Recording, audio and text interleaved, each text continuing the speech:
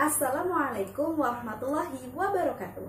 Halo adik-adik sekalian, tahu nggak sih pada tanggal 23 September 1999 pesawat antariksa yang mengorbit planet Mars secara tiba-tiba menghilang. Pengatur NASA di Jet Propulsion Laboratory atau Laboratorium Pendorong Jet ternyata telah mengirimkan instruksi numerik yang salah. Sebagai agen pemerintah, NASA bekerja dalam satuan internasional atau SI, di mana gaya dorong dinyatakan dalam satuan Newton. Akan tetapi, kontraktor Lockheed Martin Astronautic bekerja dalam satuan US Customary, di mana gaya dorong dinyatakan dalam satuan pound. Lalu, apa yang terjadi? Pesawat seharga 125 juta dolar atau setara dengan 1,125 triliun rupiah itu akhirnya hancur di planet Mars hanya gara-gara kesalahan dalam penerjemahan satuan dari data numerik yang diberikan. Peristiwa kecelakaan karena kesalahan sepele tersebut mengajarkan kita untuk menunjukkan sikap ilmiah, yaitu teliti, cermat, dan hati-hati dalam melakukan aktivitas sehari-hari. Peristiwa ini juga telah mengajarkan kita untuk mematuhi penggunaan satu sistem satuan saja, yaitu Satuan Internasional atau SI, yang telah disepakati oleh seluruh negara di dunia. Nah, ketika nanti kalian akan menyatakan nilai numerik dari suatu besaran fisika, selalu lengkapi dengan satuannya. Lalu, apa saja satuan itu? Mari kita bahas di Widya Nurhayati channel yang bahas tentang fisika.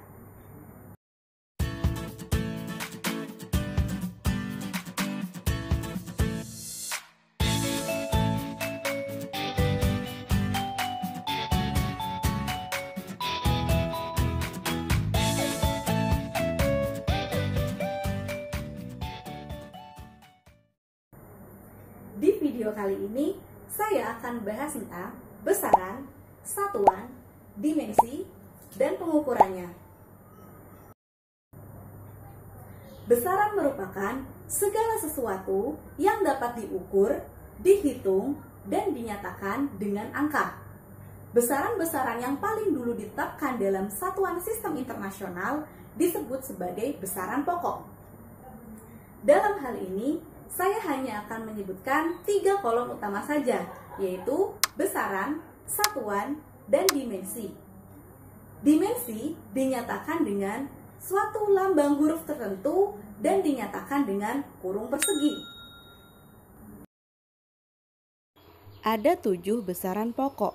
Yang pertama, besaran panjang dengan satuan meter dan dimensinya huruf L besar. Yang kedua, besaran massa dengan satuan kilogram dan berdimensi huruf M besar. Yang ketiga, besaran waktu dengan satuan second dan berdimensi huruf T besar. 4. Besaran suhu dengan satuan Kelvin dan berdimensi lambang theta. 5. Besaran kuat arus dengan satuan ampere dan berdimensi huruf I besar. 6. Besaran intensitas cahaya dengan satuan kandela dan berdimensi huruf J besar. Ketujuh, besaran jumlah molekul dengan satuan mol dan berdimensi huruf N besar. Ada juga besaran-besaran lain yang biasa digunakan untuk pengukuran dalam sehari-hari, seperti luas, volume, kecepatan, massa jenis, dan lain-lain. Nah, besaran-besaran selain dari 7 besaran-besaran pokok tadi disebut sebagai besaran turunan. Besaran ini didapatkan dari beberapa gabungan besaran-besaran pokok. Contoh besaran turunan beserta satuan dan dimensinya. Yang pertama, besaran luas. Rumus luas yaitu panjang dikali lebar, di mana satuan panjang adalah meter dan satuan lebar juga meter, maka satuan luas adalah meter kuadrat. Lalu, bagaimana dimensinya? Karena panjang dan lebar merupakan sama-sama besaran pokok panjang, maka dimensi panjang adalah L dan dimensi lebar juga L. Maka dimensi luas adalah L kuadrat. Selanjutnya, besaran volume. Rumus volume yaitu panjang dikali lebar dikali tinggi. Satuan panjang adalah meter, satuan lebar juga meter, dan satuan tinggi juga meter. Maka satuan volume menjadi meter pangkat 3. Selanjutnya, dimensi volume, di mana dimensi panjang adalah L, lebar adalah L, dan tinggi juga L. Maka dimensi volume menjadi L pangkat 3. Selanjutnya adalah besaran kecepatan. Rumus kecepatan adalah jarak dibagi waktu, di mana jarak satuannya adalah meter dan waktu satuannya second. Jadi, satuan kecepatan adalah meter per second. Atau, kalau second kita tarik menjadi perkalian, maka menjadi meter dikali second pangkat min 1. Bagaimana dimensi kecepatan? Rumus dimensi kecepatan adalah jarak dibagi waktu, di mana dimensi jarak adalah L per dimensi waktu adalah T. Maka dimensi kecepatan menjadi L per T. Atau kalau T kita tarik ke atas menjadi L dikali T pangkat min 1. Setiap besaran pokok mempunyai alat ukur untuk mengukur nilainya, seperti neraca untuk mengukur besaran massa, stopwatch untuk mengukur besaran waktu, termometer untuk mengukur besaran suhu, serta ampermeter untuk mengukur besaran watt arus listrik. Di dalam video ini, saya akan menampilkan 3 buah alat ukur panjang, yaitu mistar, jangka sorong, dan micrometer scope. Ketiga alat ukur ini adalah sama-sama alat ukur panjang, namun yang berbeda adalah ketelitiannya. Semakin kecil ketelitiannya, maka semakin presisi hasil pengukurannya.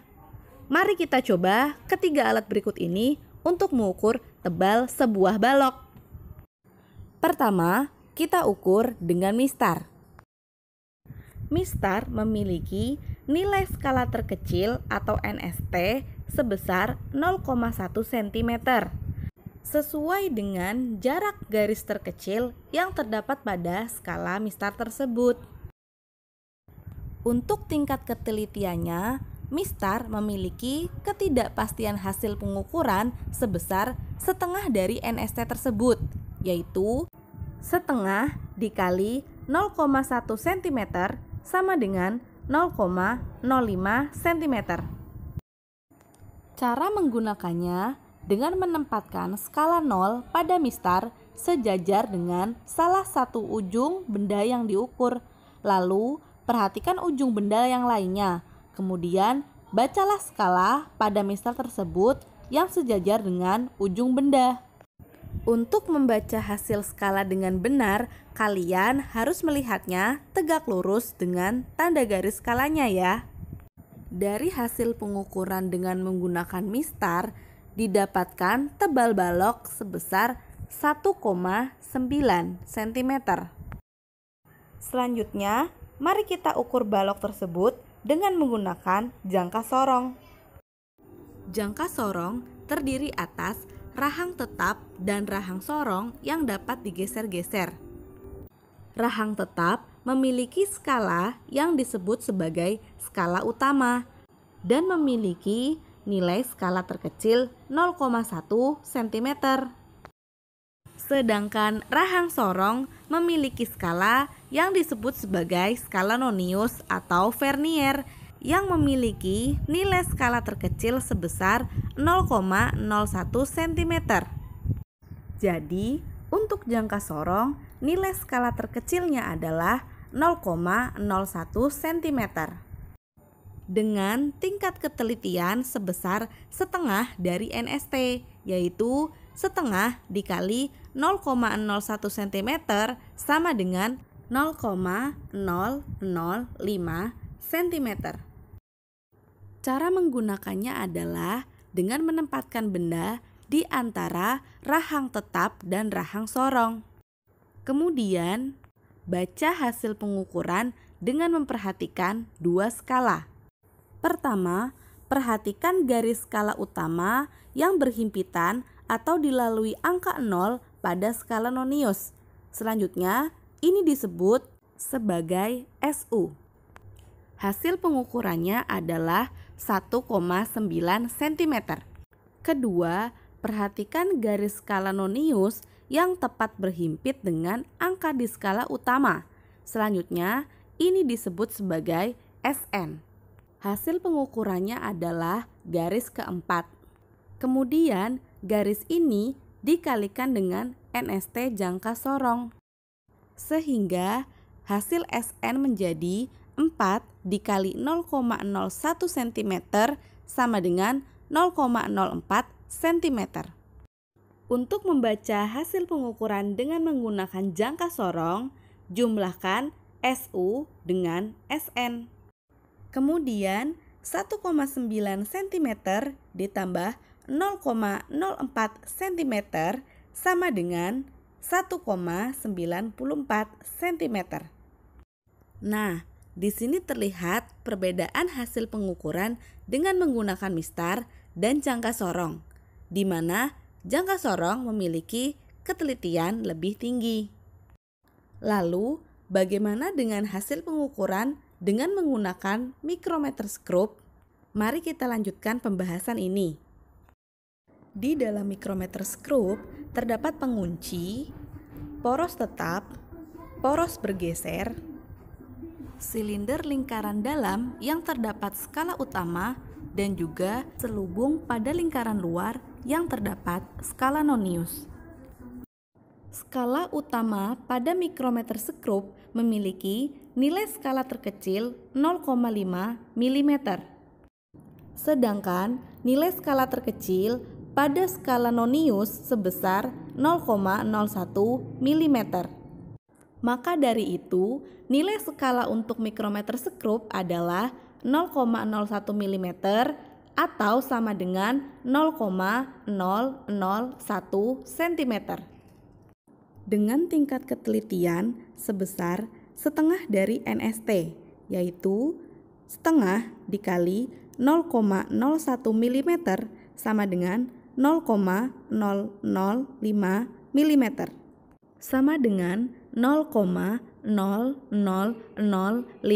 cm. Cara menggunakannya adalah dengan menempatkan balok di antara poros tetap dan poros geser. Kemudian, baca hasil pengukuran dengan memperhatikan dua skala. Pertama, perhatikan garis skala utama yang paling dekat dengan selubung luar. Selanjutnya, kita sebut ini sebagai SU. Hasil pengukurannya adalah 19 mm. Kedua, perhatikan garis mendatar di skala Nonius yang berhimpitan dengan garis mendatar di skala utama. Kita sebut ini sebagai SN. Hasil pengukurannya adalah garis 45. Kemudian, garis ini dikalikan dengan NST mikrometerskop sehingga hasil SN menjadi 0,45 mm. Untuk membaca hasil pengukuran dengan menggunakan mikrometerskop, kita jumlahkan SU dengan SN. Kemudian 19 mm ditambah 0,45 mm sama dengan 19,45 mm atau sama dengan 1,945 cm.